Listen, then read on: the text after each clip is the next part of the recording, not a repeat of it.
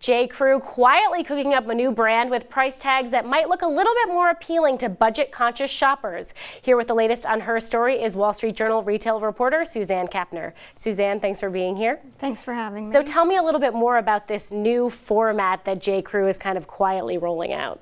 Well, all we really know is that it's going to have maybe some friendlier prices, be a little more value-minded.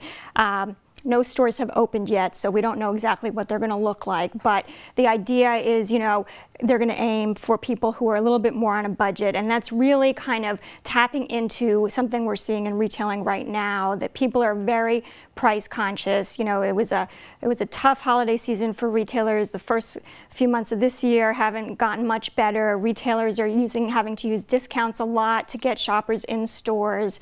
You know, so this is a way for J. Crew to kind of appeal to that price-conscious shopper without damaging its main brand too much. And of course, when you think of, you know, a Forever 21 or an H&M where you can get a sweater for like 12 bucks as opposed to J. Crew where it might be 150. I mean, does J. Crew need to do this to stay competitive?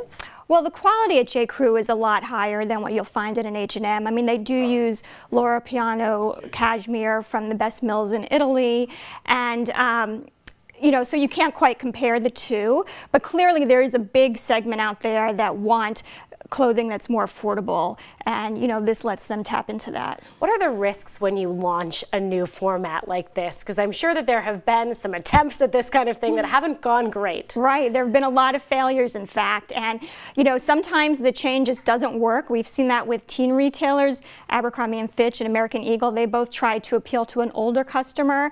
They had to close those chains. Abercrombie's closing its Gilly Hicks chain, which sells bras and underwear. A lot of times it does not work. Even when it does work, you can cannibalize your main brand.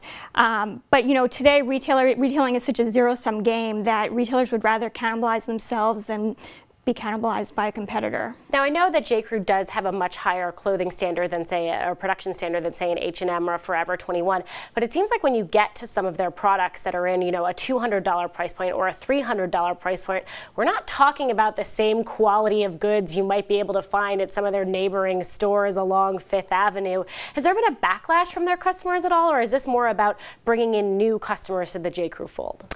I think it's about bringing in new customers to the J. Crew fold, and you know, look, you can always find, if you go online, you can always find customers who are griping about the prices. And you know, when Mickey Drexler, the CEO, came on board, one of the ways he turned around the company was by elevating the brand. And but he didn't just raise prices; he did improve the quality, and maybe that turned off some shoppers, but it also let them, you know, bring in shoppers willing to pay the higher price. All right, it'll be interesting to see what this new J. Crew brand looks like. Suzanne, thanks for being here. Thank you.